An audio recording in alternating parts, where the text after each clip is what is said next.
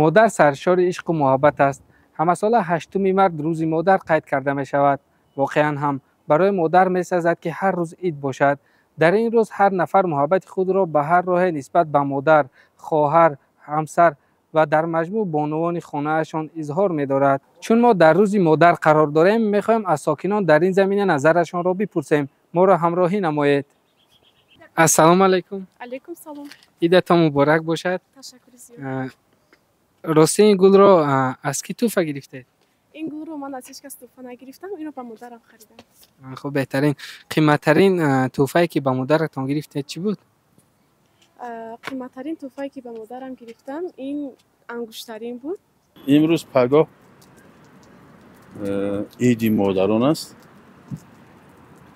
خدای متعال همه مادرها و مادرانی که باز مقصد همه چی میشوند، دخترها و فرزندای ما و نبرا و ابرا، همه خداوند همه خرسانشان کنه و همه مادرها بالای فرزندا و نبراشون خرسان باشن، زندگی خوش و آزاده بگذرونن. قیمت‌ترین تحفه‌ای که گرفتید چی بود؟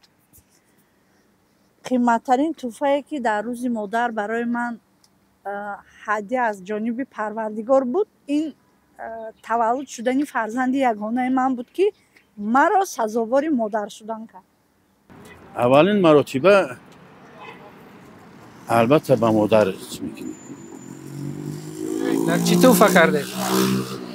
مادر ما چی تحفه میکنیم؟ همین یک دستگلش آوردم، یک صابونک آوردم که همین مقصد همین سر روش بشویه. با مادر جانم تمام. بعد با آدمانی که به شما در روز 23 فوریه تحفه کردن با اونا یا با حقش نه نداریم خالی مقصد پدرکم یگون هیچ که پدرکم نمیکنه. سلام علیکم. سلام علیکم. اکا جان در عرفه روز مادر قرار داریم، به کی تحفه کرده اید؟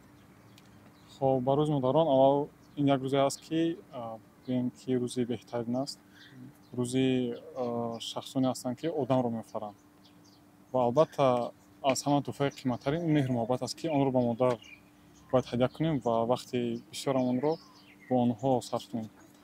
آدمانی که مادرهای خود را از دست دادند به قدر این چیز به نیت خوب میرسند، برای آن که مهری مادر را خیلی شد ندیدند و من مسئله میگم که بهترین هدیه برای مادر این مهر و محبت فرزند دادن است که این از این چیزی زیاد نمیشه و دعای مادر رو گرفتن این خود یک دستاورد به نهایت بزرگ است. شما در روز مادر یعنی به روز 8 مارس به کی تحفه میگیرید؟